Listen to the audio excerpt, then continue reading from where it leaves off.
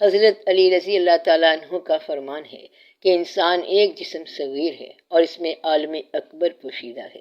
اس کا کیا مطلب ہے؟ یہ تو بہت واضح بات ہے کہ اللہ مالک کائنات ہے اور خالق ہے۔ خالق اپنی مخلوق سے بہت بڑا ہے، وہ بہت بڑی ذات ہے۔ اللہ تعالیٰ نے وسیع سے وسیع تر کائنات ایسے تخلیق فرمائی ہے کہ وہ انسان کی سمجھ سے باہر ہے۔ آپ کبھی کائنات کے نقشے پر غور کریں، ایک نگاہ میں ستارے دیکھیں تو آنکھ خیرہ ہو کے واپس آ جاتی ہے۔ حالانکہ یہ ستارے ایسے نہیں ہیں جیسا کہ یہ نظر آ رہے ہیں، ان کی حقیقت تو قیامت تک سمجھ نہیں آ سکتی۔ اللہ تعالیٰ کا فرمان ہے کہ اس کو دوبارہ دیکھ لو، کیا کائنات میں کوئی کجی ہے؟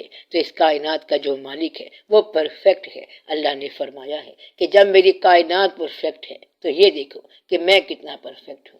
تو پرفیکشن اللہ کو زیب ہے۔ اب اس اللہ کا شعور حاصل کرنے کے لیے، اس کو جاننے کے لیے اس کائنات میں انسان کے علاوہ اور کوئی نہیں ہے۔ باقی ہر چیز اللہ کی تسبیح بیان کرتی ہے کیونکہ اس کو حکم ہے اور وہ سب اپنے اپنے مدار میں سرگرداں ہیں۔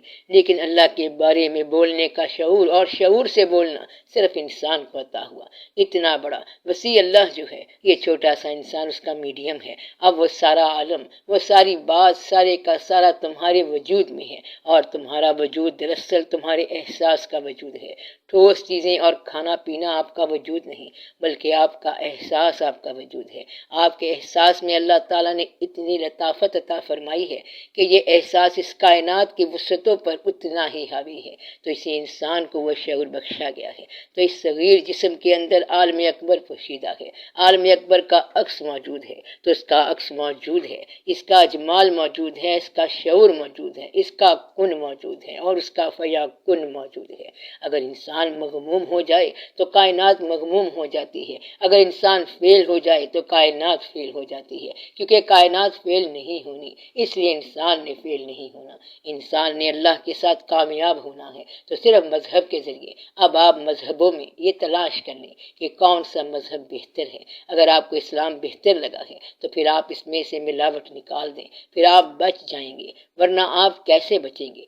کیونکہ اللہ تعالیٰ نے اسلام کو پیوریفائی کر کے اس کا سکہ جلانا ہے، تو اس کائنات کا فیوچر اسلام میں ہے، اور اگر آپ اس کا فیوچر خراب کریں گے تو آپ کو اڑا دیا جائے گا۔ اس لیے آپ لوگ جو اسلام کو مانتے ہیں وہ ایک بات تو ضرور مانیں کہ اسلام سچوں کا دین ہے اور سچا دین ہے، تو اس میں سے جھوٹ کو نکال دو۔ اگر اللہ کی راہ پہ چل پڑے ہو یا نہیں چلے ہو تو کم از کم جھوٹ تو نکال دو، گڈ مین تو بنو، پھر آپ صحیح مسلمان ہو جائیں گے۔ پھر اپنے آپ کی تکمیل کریں۔ اگر مسلمان دوسرے مسلمان پر تنقید کرنا چھوڑ دے تو آدھا مسلمان تو وہ پکا ہو گیا۔ اگر دوسرے کا قصور چھوڑ کے اپنا قصور چھوڑ دو تو بہت بہتر ہو جاؤ گی۔ آج کا مسلمان صرف بیان کرتا رہتا ہے، اسے تبلیغ کا شوق ہے۔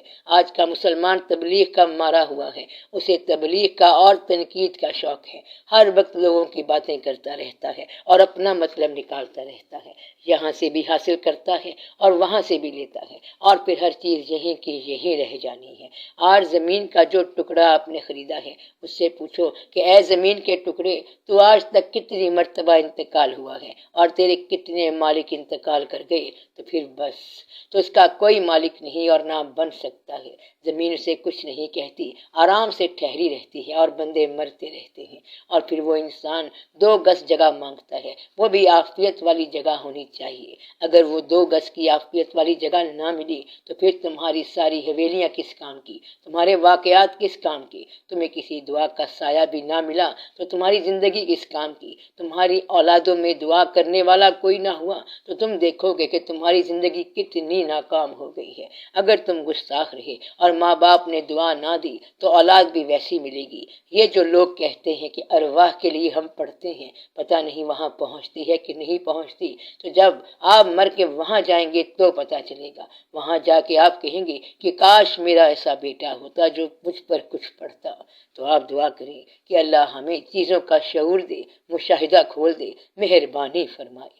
صلی اللہ تعالی علی خیر خلقہ ونور عرشہ افضل الانبیاء والمرسلین سیدنا و مولانا حبیبنا و شفیعنا محمد و آلہ و اصحابہ اجمعین، آمین برحمتک یا ارحم الراحمین۔